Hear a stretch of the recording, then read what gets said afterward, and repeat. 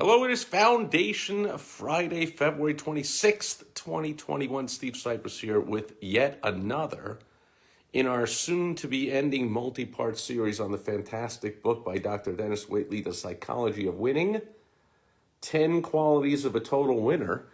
And today we are talking about quality number 10. So it's almost time to pick our next book in our Foundation Friday series. But before then, let's get right to it. Winners in life are walking examples of positive self-projection. You can always spot a winner when he or she first enters a room. Now, by the way, before you go on, I just have to say I love this book, and I've read it multiple times over the past few decades since a wise mentor first suggested that I read it. And I have been having a blast through this multi-part series, sharing you the wisdom of Dr. Waitley here. But in this one, I seem to have some room to improve, according to Dr. Waitley. At least, well, we'll get to it, but it's good to know that still have a little ways to go. So let's get right to it here. Winners project an aura. They have an unmistakable presence. They have a charisma which is disarming, radiating, and magnetic. They project that warm glow that comes from inside out. Most importantly, winners are naturally open and friendly. They know that a smile is the universal language that opens doors, melts defenses, and saves 1,000 words. A smile is the light in your window that tells others there is a caring, sharing person inside. I'm just laughing. This is one of the strategy sessions I did today. Somebody was laughing about how no matter when anybody asks me, how you doing, my response is always something like spectacularly, awesomely fantastic. Thank you. How are you? And he was cracking. I'm just thinking about that. Winners are aware that first impressions are powerful and create lasting attitudes. They understand that interpersonal relationships can be won or lost in about the first 4 minutes of conversation. Winners have learned through experience that fairly or unfairly, people project and respond to a visceral or gut level feeling which is nearly instantaneous. Many careers, top jobs, sales, and other important transactions are decided very early in the interview or negotiation, the phenomenon known as love at first sight. Winners know that everyone projects and receives through a different encoding and decoding system, as if each of us has his own radio station with no one else tuned in on his exact frequency. Therefore, winners in life realize that the best they can hope for in the communication process with others is for a common level of general understanding. So far, so good. There are some fundamental consistent patterns that winning human beings follow in positive self-projection. First, winners always look like winners at their best. Oops. So, just before I go on and finish this concept here, let me say that before the world of having basically a computer in our pocket at all times, having a pretty much professional quality video camera in our pocket at all times, and using this to record a daily Facebook Live video every day, and the whole world going on to Zoom every day. Before then, prospects, clients, colleagues, people really only saw me at my best, all dressed up and clean shaven and all professional looking and all that. I would tell people, I still do when I coach them, that there's a certain uniform that goes with persuasion, communication, sales, whatever you want to call it. There's a uniform.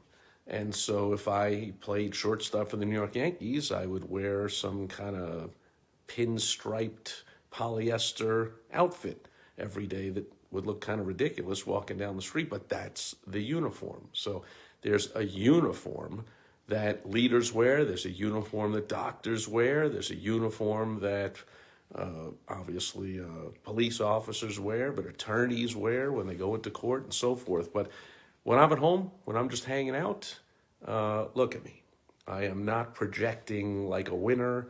I can't even remember the last time I shaved.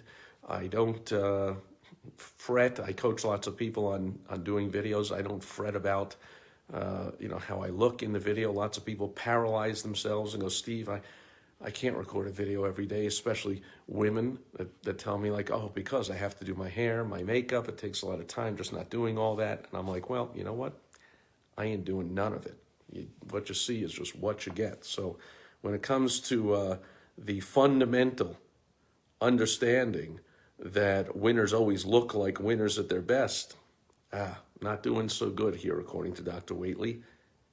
And he's just getting started on me.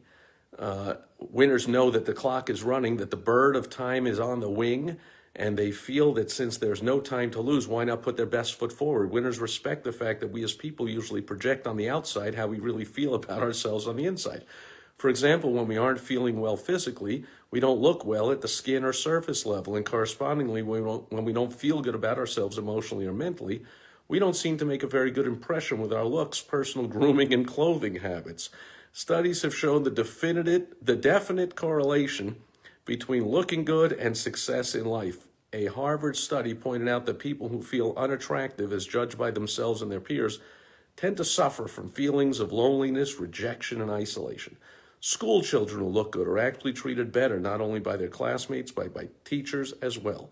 The term good looking, as we are using it, does not necessarily mean beautiful or handsome like a movie star, because other studies have shown that some of the most beautiful young people physically are less satisfied, less well-adjusted, and less happy in later life. What can we learn from these insights? First, while we have no choice over the genes we've inherited, and thus are stuck with our general shape, structure, and skin, it is to our advantage to take care of our health and appearance and to do what we can to enhance what we've got.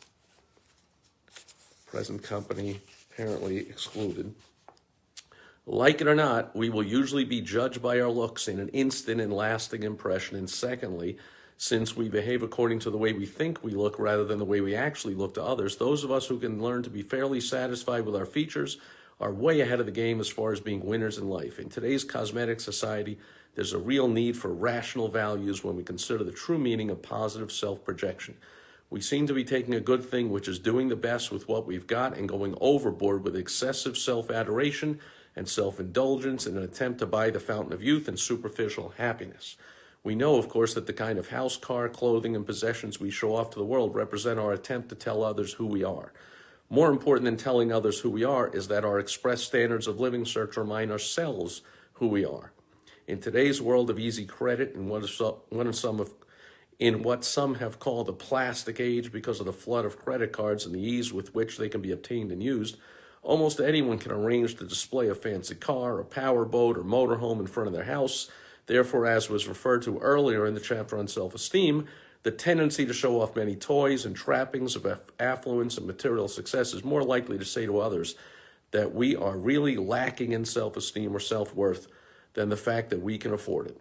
It is fair to say that only an individual who has a strong sense of self-respect can afford to project a modest image to the community. Well, now I'm doing a little better.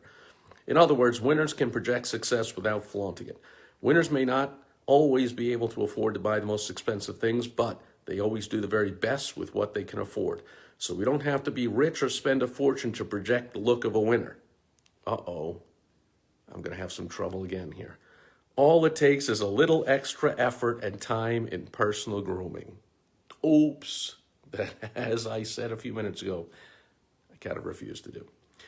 When I'm at home, okay, when I'm just hanging out, or when I'm, out playing softball or playing golf or whatever, just, on my own time, not in profession. Certainly I wouldn't show up and speak on a stage at an event or host an event looking like this. A good appearance is the way to stop people who are important to us and gain their attention long enough to project our inside value like a good book among the thousands available on the bookstore shelf. And why don't we stop right there at the halfway point of this final chapter 10 in the fantastic classic book, The Psychology of Winning by Dr. Dennis Waitley, 10 Qualities of a Total Winner. We will conclude the last half of the 10th quality next Foundation Friday. Hope you'll join me then. Thanks for being here today. I am now going to shave and get all dressed up and hang out and watch a movie with my beautiful wife, Michelle, here at home. No, I'm not. Not going to do the first part. definitely going to watch a movie with my beautiful wife, Michelle. You enjoy your weekend as well, and I'll catch you tomorrow on Social Media Saturday.